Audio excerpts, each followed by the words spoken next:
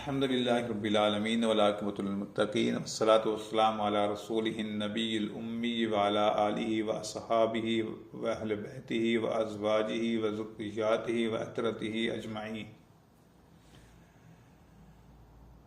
बारगाह खुदाबंदी के आदाब में आज हम नंबर 5 अदब का जिक्र करेंगे।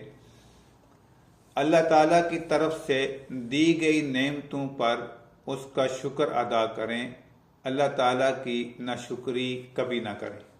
शुक्र ये है जो चीज़ अल्लाह सुब्हानहु व तआला ने जिस मकसद के लिए बनाई है उसी मकसद में इस्तेमाल हो, तो बस ये शुक्र है।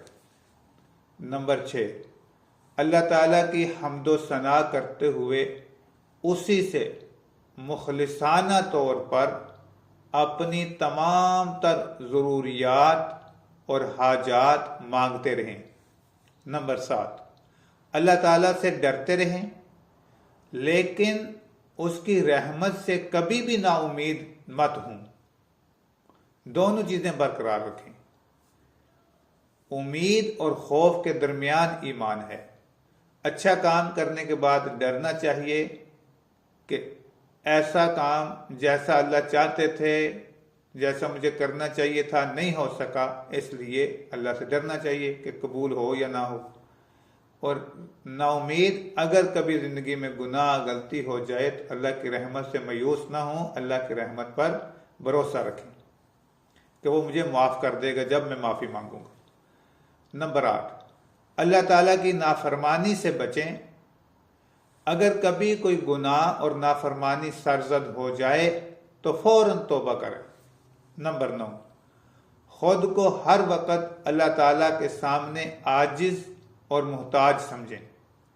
अल्लाह ताला के मुकाबले में कभी भी अपने अंदर बड़ापन न आने दें कि मैं ये हो गया हूँ, मैं आज बड़ा हो गया हूँ, मुझे किसी की ज़रूरत नहीं, मैं किसी का मुहताज नहीं। अल्लाह के हमेशा हम मुहताज हैं। नंबर 10, अल्लाह ताला का जिक्र कसरत से करें। नंबर 11, अपने मामलात में हुक्म खुदाबंदी को हतमी माने और उससे रूगर्दानी हरगिज न करें।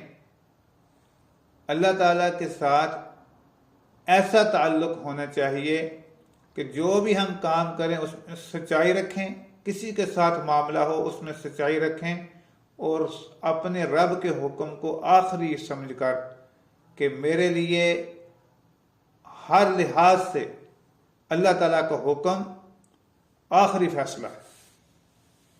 नंबर 12, अल्लाह ताला से मुलाकात के मुतमन्नी रहें कि अल्लाह ताला से मुलाकात होनी है, मुझे इसकी तलब है। नंबर 13, अल्लाह ताला के लिए आदाब वाले अल्फाज इस्तेमाल करें। कभी भी शान खुदाबंदी में कोई नामुनासिब जुमला न कहें। नंबर 14, अपने गुनाहों और कमज़ोरियों का एतराफ़ करते हुए अल्लाह ताला से मुआफ़ी तलब करते रहें और आइंदा बेहतर रहने की नीयत करते रहें, तो अल्लाह ताला हमें अपने फजल और करम से ये सारे आदाब नसीब फरमाए।